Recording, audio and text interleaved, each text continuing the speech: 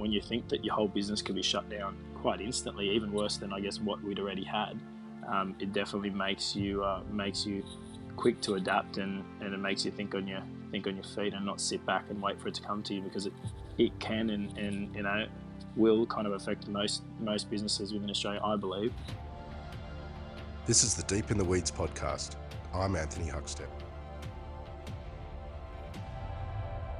Australia's culinary history is one of the most special on the planet. Whether it's migration patterns influencing booms in different cuisines, or families farming bespoke produce on the land, when it comes to food, Australia, in many senses, is the lucky country. What impact has a pandemic had on the small producers who have built brands over generations with boutique products? Daniel Jalalaty is from Game Farm, who grows specialty game birds across New South Wales using small-scale boutique farming methods. Daniel, how are you going? Hey Anthony, I'm good. How are you? I'm good. Thanks for joining us. It's been a pretty crazy 6-month period. What's it been like for you guys as a producer of products that generally would be targeted towards restaurants such as quail and squab and spatchcock? Yeah, it's been a real roller coaster ride for us. We're an 80% food service based business. Obviously, with the type of products that we do have, they're kind of niche, and I guess to the general public can seem, I guess, a bit intimidating to use. So for us, 80%, being switched off overnight was, as you can imagine, pretty difficult to deal with. And looking at, how quickly it actually happened, it gave us little to no time to actually make any changes. So for us, when it first hit, we kind of had to sit back and take a minute to think, well, what can we do to come up with other ideas or ways in which we can keep our income coming in, because restaurants are closed. That's one thing. We have outstanding debts. That's another thing. Then we've got 16 weeks of produce in the field. So we are still the grower and farmer all the way through to the abattoir and distributor. So we're a very integrated business, which means something stopping overnight has a flow-on effect. And I guess not to mention that product needs to go somewhere. So we had to freeze down a whole lot of product with the hope that one day we could sell it again. So to kind of summarize it, it was a roller coaster ride. You briefly touched on the fact, and producers that we've had on before have spoken of the fact that vegetables keep growing, animals keep growing, animals need to be fed. What happened in those early stages when you had all of these poultry that needed to be fed and were ready to go to the market? How did you deal with that? Yeah, so it was ever changing. We obviously couldn't get everybody to take leave or kind of reduce our staffing, because you still had the same amount of birds that needed to come through. So the abattoir was still rolling and working as usual, and we still had those birds coming at us. We've always dealt with a family business in cold storage called Carras.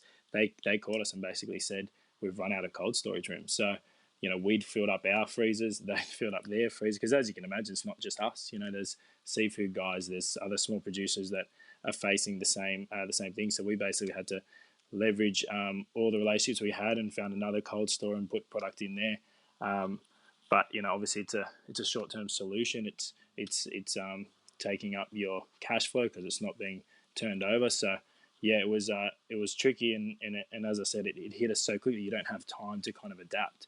And being, I guess, the specialty protein that we have, looking at the end user market, just being able to go and try to shift or move, it's not as easy, because there's still an education piece that needs to happen for our produce that the chefs kind of understand, but the home cooks don't as much. So it was always going to be, I guess, a bit of a challenge to switch across to a different medium of selling. You mentioned that you couldn't just switch or pivot immediately because of the products that generally are eaten in restaurants. What did you do in those stages to get money in the door once you had time to think about an avenue? Yeah, so we when I say we couldn't kind of switch straight away. We could, but without great effect, I guess, from an online perspective, especially.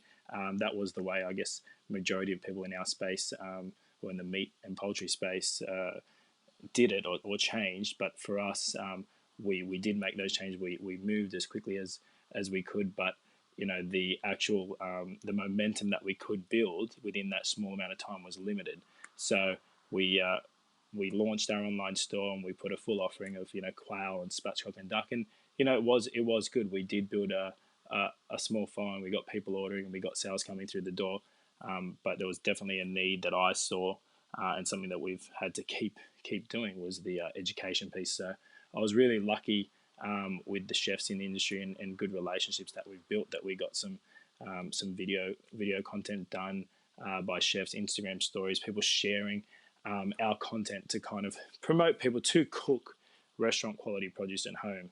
And that was one thing that I definitely saw from the industry supporting producers like us was, definitely chefs got out there and tried to, show people how they could cook at home or how they could use our produce. So we definitely saw, or we definitely felt the support from the industry. So that was kind of good. And then the other side of the business that I kind of haven't spoken about was the 20% that is butchers, the smaller retailers, and in even the larger retailers. We do play in that space in a small way. They actually were very, very supportive, and it was quite surprising to us just because of the nature of our business, the size and the scale of our business. It's always been difficult to scale into those retails because of how niche we are. I guess we're lucky that we are a kind of a loyal product, and if you do know or you like quail or you like spatchcock, you kind of know it, so it gets a loyal following. So being able to keep our range in there, we've never been able to kind of grow it substantially because of just because of the landscape and the palate within Australia being drawn to the types of meat like beef and lamb and chicken. So that market actually did increase, and at least helped us have some income flowing through and actually keep the wheels spinning. Your products are boutique, and we're talking squab, spatchcock, quail, duck, kangaroo. What were the products that worked even better in retail than they had previously because of the pandemic? Yeah, I think our corn-fed chicken definitely was one that definitely saw an increase, and I guess that that end user kind of mindset of what is relatable or easier to pick up, and I could cook that. Obviously, being chicken just gives people that sense of comfort. Then I think spatchcock was probably the next one, being able to cook it in a similar way and seeing chefs and their favorite restaurants have it. We definitely saw those two products kind of come along. It was as you said, the squabs, the quail, those kind of products which are typically considered a bit harder to cook or just a bit more intimidating. They're the ones that we really found kind of drop off, and we really need to push them and keep telling people how easy they are to cook and how you can kind of take that restaurant experience and have it at home. There were lots of conversations about what restaurants would be like once they open up again and the sort of food people would want to eat. How have you experienced it as a company? What's been going through the door since restaurants have been trading again? And are there products that have done better than you expected? Yeah, definitely seen menu sizes decrease and obviously a simplified offering. Um, but at the same time, I think the restaurants have focused on what they're, in a way, what they're famous for, or what they know that their kind of clientele like. So yeah, we have seen a lot of the same, I guess, in terms of patterns. Something that was working, something that they know that people are going to like. I guess in that stage of resetting up and getting the wheels in motion again for a restaurant perspective as well, is you want to go with things that are going to keep people coming back, and what they've missed for, I guess, a month, or in Melbourne 3 months and months. It's what do you think people are going to come back through the door for, or what they've been waiting for. So we've definitely seen those signature dishes, ducks at kind of the Chinese restaurant, kind of getting back to that experience that you had been waiting for, that you couldn't have at home. So that has definitely helped, and we have definitely felt the support from the restaurants coming back with those style of dishes, and not kind of moving to an alternative that is potentially cheaper or more accessible, working with us and kind of giving us that chance. So that's been nice. Game Farm do a range of poultry, but you, as you mentioned, you also take everything from the farm all the way to the abattoir and packing, sort of like a full circle offering. What does it take to grow some of these animals? Yeah, it's a massive process, and to be honest, I didn't even comprehend the full scale of the business that we're in. So I kind of joined the family business 2 years ago. Obviously, hearing all about it growing up and working in different facets of it, but coming in and seeing the full scale when you're kind of working from a hatchery through to kind of the eggs and then the production, then the farming, all the way through to the abattoir, packing, sending to the distribution center, and actually distributing to the end user.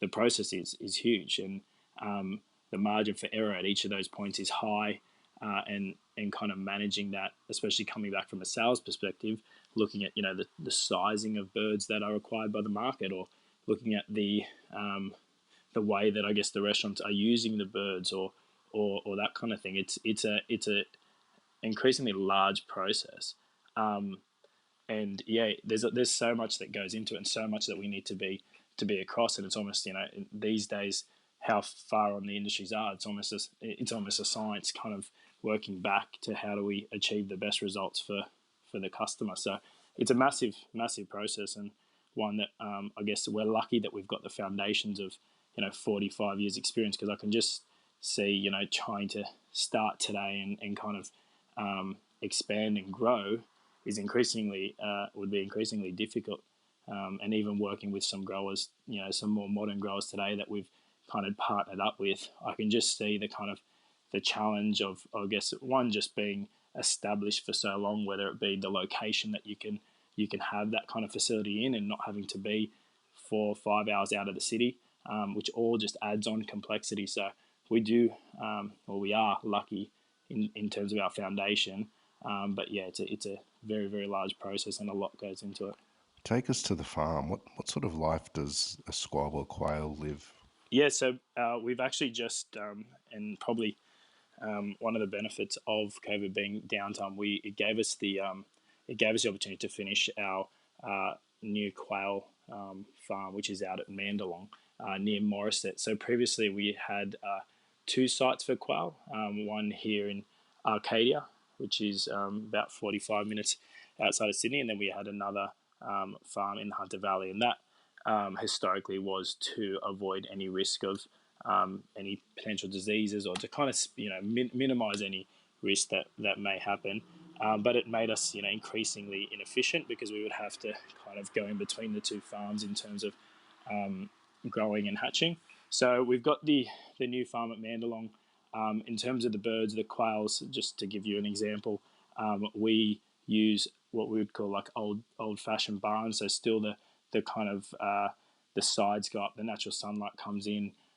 We use a lot more old school farming methods rather than, I guess, the newer methods. And just for us, we think, I guess, in terms of the quality of life and giving the fresh air, and kind of just things that we've learned along the way, along with, I guess, looking at the industry and what the best practice is in terms of making the birds comfortable, the right heat temperature, the right feed, or the right access to water. We do all that.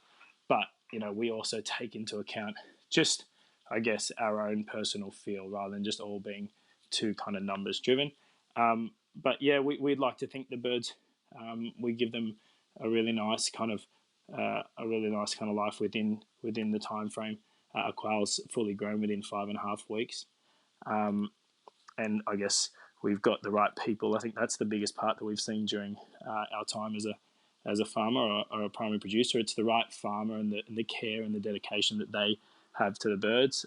We had a new farmer on the site just 2 years ago when we first acquired the property, and you can just see the passion, and when I take chefs out there and they talk, you can see that how it reflects to the end user, or to the chef. So for us, it's about the people that you've got running the farm, and the care, the responsibility, and how proud they are to show it off. So whether it be any part of it, or if anybody walks in at any time, you'll be operating as it would if no one was there. So for us, that's kind of the most important thing, is the farmer. Game Farm is a family-owned operation and it's been around for 45 years. Can you tell us how it all started? Yeah, so it was actually back in 1975. My grandparents, Olivia and Arminio Bento, actually came out from Portugal, both individually or separately. My grandfather was working at the Snowy Mountains scheme, and then on the project up there. He was a cabinet maker by trade, and he actually had a passion for game birds, but it was a hobby. So every second weekend or every weekend he would go hunting with his mates. But I guess the bread and butter was his cabinet making, and it was out of actually probably a real low point in his life, and it was quite interesting, the story and how it actually happened. Because reflecting myself and thinking about this story, I don't know how I or anyone else would have thought to do what he did. But it was one Christmas Eve, and his furniture warehouse actually burnt down in Alexandria, so it was in the city. It burnt down on a Christmas Eve, and he was underinsured. So for the next year, he had to work his butt off. I guess fulfilling the orders that were still in the system, and as you can imagine, that was kind of, he'd built up to support his family, had a good successful business, and kind of turned to nothing overnight. And it was within that period, he has a philosophy, which is his own, which he says on our new kind of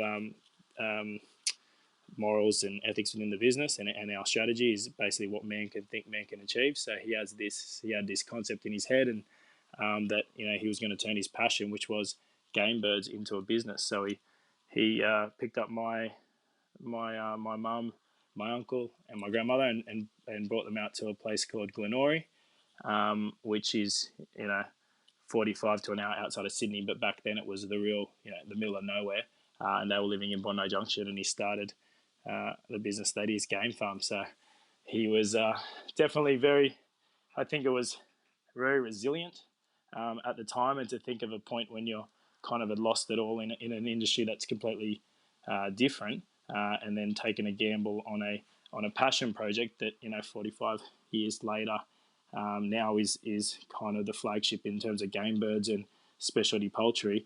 That it's kind of an amazing story, and it's a story that I think brought me to the business, and one that I've been wanting to tell the industry or retell, because I think once you've been established for a while and your brand's been seen, and potentially you've kind of as we've had to over time continue to grow and look at other channels to have our products, people forget the kind of origins or the small business kind of mentality that you have, or the small business that you are, because just that time makes people feel that the business is a certain way or a certain size. So for me, this last 2 years in the business, it's been good to be out there with chefs and explaining and telling them about us still being a farmer and a primary producer, and sharing that story is really, it's been inspiring, and I've got some really good feedback from the industry, so that's been really positive.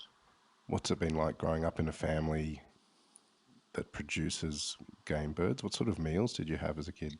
Yeah, it was it's good, and it's something that I have to continually challenge myself when I think about our products, because I have grown up very lucky eating quail and spatchcock, and being of European heritage, a lot of home cooking and a lot of really flavoursome beautiful meals that we've had, and thinking about our products in a certain way. For me, I guess I've been blessed in that way. So trying to think of I guess our end user, or trying to make the product easier and kind of less intimidating. Always have to take my cap off and think about it for somebody who's never eaten those products before, because that's, I guess, where a lot of consumers are now. But for me, yeah, it was amazing. We would always, as I said, quail was a regular thing, and definitely spatchcock as well, in some type of Portuguese style, or with rice and veggies and things. That was very good. Are you much of a cook, or do you rely on the others in the family to do that? I do enjoy cooking. I would say I'm more of a kind of a barbecue man. I like grilling our produce and different things. I would say I'm okay. I'm definitely not the top end of our family, and I think I've been lucky to been spoilt with some very, very good cooking. But yeah, I'd say I'm okay. What's some of the challenges and benefits of being part of a family, a multi-generational family business? Yeah, so I think both. They're definitely both there in terms of challenges and benefits. Challenges for me, I guess I've come out of 7 years working in a corporate and coming into a family business. The challenges are definitely are there in terms of, I think it's, and for me personally, it's the pressure on yourself that you've placed, seeing two generations before you, one build it from an absolutely amazing story, and the next take it to a level that's you know an amazing business. So to come in as a third generation and to see the great credibility and the great reputation that we have, the pressure that I guess you put on yourself, I think more than anyone else, to be able to carry on that legacy and take it further. And I guess on the flip side, the benefit of that is, the way I was able to walk into kind of places and speak to chefs, and the reputation that we've been able to build just gives me an amazing platform. So challenge definitely is the pressure that you put on yourself. Obviously, having the personal interest and I guess the family, as you know, in your own house. When you're with family, it's kind of a lot easier to give open and honest feedback, or be a lot more passionate about stuff. But I think having multiple family members in the business means they're all going to be super passionate in their own way in certain areas. So you definitely have a challenge there. But I guess I've been lucky. I've joined the business at the same time that my sister's joined the business. So two of us in terms of the third generation, and she's kind of gone out and got her degree in HR and people and culture. So she's got a strong she's really strong in that area, and she wants to take that kind of area of the business. And I like the sales and marketing side of the business. So we've actually been able to have quite a good business relationship to be able to look after certain areas, and then still being led by our parents, who kind of run the business but have kind of let us kind of establish ourselves and kind of work our way up within the business and build our own kind of journey and our own credibility. And I guess the next challenge for us is, where does a business like ours go in the future? And now, with an environment like we're currently facing, what are the challenges going to look like ahead for a business like ours? There's been concerns over potential outbreaks with abattoirs and within the primary production sector. Have you changed the operations of the business in regard to the pandemic, and will they continue moving forward if so? Yeah, definitely. And it was something that we got together and looked at each, almost, it felt like weekly, waiting for the government announcements and looking at I guess government standards on what we should and shouldn't do, and whether it be implementing masks, and then implementing temperature checks and sign-in sheets. We've put in barriers between the workers in our abattoir when they're cutting the meat. So locking the front gate, looking at monitoring everybody that comes in and goes out. So it's definitely something we had to look at very, very closely. And we do work with producers out of Melbourne, and we're hearing a lot of those stories. So when you think that your whole business could be shut down, quite quite instantly, even worse than I guess what we'd already had, it definitely makes you quick to adapt, and it makes you think on your feet and not sit back and wait for it to come to you, because it can and will kind of affect most businesses within Australia, I believe. So for us, it's ever changing, and it's something that we need to stay on top of over the next couple of months. Even further on, we're going to just I don't see it, I guess, going back to what it was previously. I think there will be some elements of the way we change forever. So it'll be interesting to see how that plays out. You mentioned restaurants and chefs have been helping you get the word out. Who are the chefs that have been the biggest supporters of Game Farm during this time? Yeah. So online and through social media, we had the likes of Mitchell and Matt Moran do some videos for us. Orazio from Mateo Double Bay, Josh Rain from Tetsuya's did some content for us, and just everyone in terms of when I reached out to them and understanding and working together. We actually had one of my sales reps, sorry, came with an idea, and it was completely off the cuff and with no expectation or anything from chefs ongoing. But he said, why don't, we're having such a difficult time, and so are all the restaurants, but these, chefs are going to be out of work, potentially doing it tough.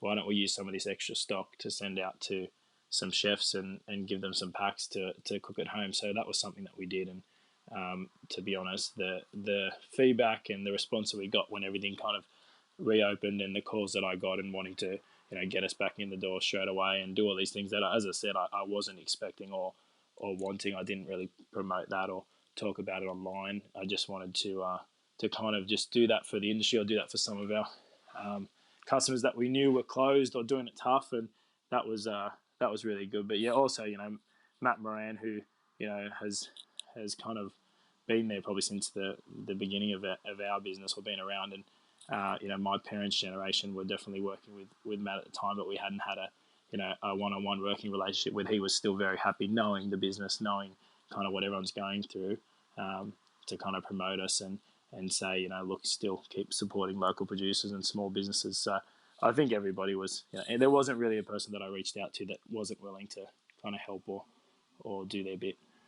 You mentioned that you're looking forward to change things. What is the future for Game Farm? So at the moment, the big things that we're looking at is, not being, not saying this is going to happen again, but it definitely opens your eyes to the possibility of things like this happening.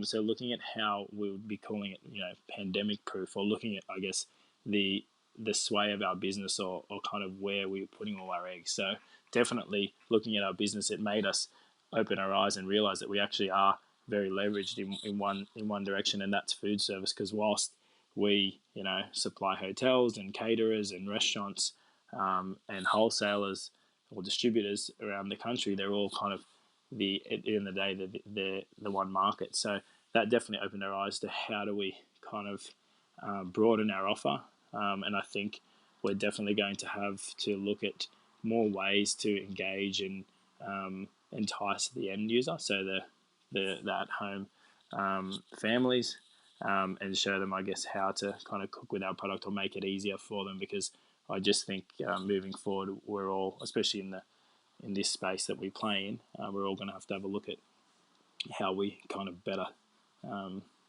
market to that end of town. So I definitely think we're going to be looking at different opportunities, different products, and working with, we have to kind of work in with the retailers, but the right retailers in our space, that can still kind of honour the boutiqueness of the product. Because I don't think our product, or want our product to be, mainstream. I still think, the quality, what we put in, is going to be a premium product, and we want it to be there. We want it to have the top quality, but to open it up to more of Australia, we'd still very rarely, go to when we used to go and do markets or go to food shows, there very rarely would there be people, when you said, have you eaten quail, that would say yes, or do you eat quail, once a year? You still wouldn't get many people saying yes. So there's definitely a lot of low-hanging fruit there, but it's just how do we kind of tap into that? Well, we don't have the rich culture and link to game birds like they do in Europe. So how do you describe the flavour of a squab or quail to people? Yeah, so I'd say, for me, those two birds that you talk about particularly, I think it's a great entry into, I guess, the more gamey meats, because it's got that subtle gaminess, but it's definitely not as overpowering, or kind of the depth of kind of flavor isn't as strong as, say, like your venison. But it definitely, the proof is there when you kind of just put salt and pepper. As I said, at the markets or the food shows that we go to, we put salt and pepper on a little quail breast. We'll serve it up after being on a hot pan for 4 minutes, a couple minutes either side, and people just go, wow, what's that? What marinade have you put? What flavour did you put on it? And we'll say, it's just salt and pepper, and they don't believe it. So I definitely think it's a flavour that I very rarely get people. I'm not just doing it to promote the product, but I very rarely get people that don't like it. It's more the thought process of what you're eating. I think here, as you said, I think the rich culture of game birds and eating, specifically birds or a smaller animal, is definitely something that's in people's heads. So if that if that mindset isn't there, I don't think you'll have many that wouldn't like the flavour. So, and I'd say the same with a squab. What drew you into the family business, and what do you love about what you do? So, what drew me in was definitely the I guess the story and the link to the story growing up. I think for me, as I said, I could have had my own corporate path. I was definitely not pushed into the business by any means. I guess just growing up, I felt a sense of pride, a sense of passion for what we've been able to do. So that was definitely the calling, and always had in the back of my head that it was something I wanted to kind of get into. And I guess what's kept me here and what makes me excited about the business every day is because I am front and center with customers, the feedback, that kind of working with them, and I guess seeing people eat our produce or use our produce and get enjoyment out of it. I think that for me is massively, that's the best part of the job. And then I think what else is really exciting is I just see the base of what we've got, and see that there's so much we can do moving forward, and thinking about how we can do things differently. I think in this day and age, as we can all see, there's different farming methods, there's different ways of cooking, there's different ways that people want to get their food, whether it be buying it online and getting it delivered, or I guess the more casual restaurants still serving up some really really quality dishes. So I think we're set for a kind of we're set in a good space for opportunity, because we can we're small enough to kind of be nimble and change the way we're doing things, but we've got the kind of foundation and the scale to be able to execute against those. So I think the opportunity is also there, which excites me. If you're eating in a restaurant and you've got a number of birds on the menu, what would be your go-to, and how do you like it cooked? Me, I think at the moment I do love going out for Asian food. So I would have to say when I'm out, duck is probably something that I would order the most. I love Peking duck, or something like that. So I think definitely duck is my go-to at the moment. But I think that's because of the cuisine skewed. I'd have to say. What's your hope moving forward as we get beyond COVID and the industry gets back on its feet? How do you see everything playing out in the industry? Yeah, I really hope that obviously as many people can kind of come out the other side of this as possible. I do, like others, think that there will be some definite changes that are long lasting. And someone said to me the other day, which I think is very true. I think the longer it kind of goes on, the further from where we were previously is where we'll land. So there's definitely going to be some changes to, I guess, the whole landscape. I'd like to hope that that everyone comes out with, I guess, a different perspective and newer kind of new ideas and ways that we can execute, rather than kind of there is something in a pandemic where you can kind of go, oh, the world's against this kind of thing, and you kind of hit a wall. I'd love to see kind of as many people as possible kind of looking above that and looking for other ways. And we've seen that already with restaurants in terms of obviously takeaway is one, and it was one that could be executed straight away. But there's definitely going to be new ideas and different ways to get together, because I think the biggest thing is eating and food and dining out for me is still all about it's about getting together with people and enjoying your time. And I'd love to see how that's going to play out, and I just hope that it's not damaged too much, or too many restaurants or that food service scene is too damaged come the end of COVID. Well, Daniel, congratulations to the family for 45 years in business. It's pretty extraordinary. We've loved having you on Deep in the Weeds today. Keep in touch, and we'll talk again soon. Thanks, mate. Cheers.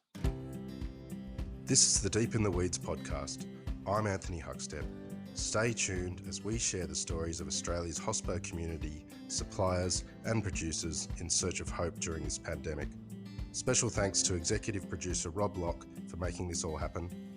Follow us on Instagram at Deep in the Weeds Podcast, or email us at podcast@deepintheweeds.com.au. Stay safe and be well.